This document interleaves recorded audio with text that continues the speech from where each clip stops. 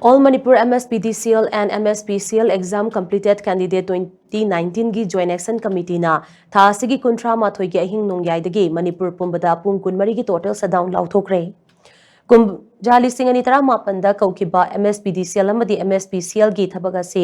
ngasi fauba haidoktana lairiba siga mari leinana ngasi Manipur Press Club ke thangjing hoda pangthokiba paugi mifam amada yumkhaiba Manos kauba candidate amana total shutdown Laothokpagi wafam ase phongdokhibani. Paugi mifam aduda magna hai kumjali singani tara mapanda kaukiba thabak asi haidoktana lakpadagi kumjali singani kundagi lengaki mari lainaba singda haidok pinaba taknaduna lakhi.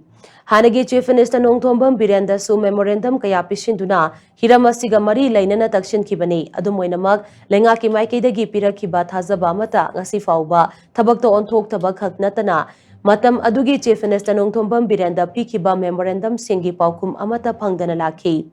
Thabagasi haidok pinaba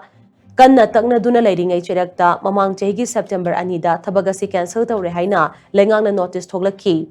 Notice adu handokpina bahizaki amadi masigi mayokta High Court case phauba thangatki adubo candidate singa sina honariba pumba karisu kanaba phanglaktaba sina maram oiraga total shutdown lautopagi phireba se laukibani.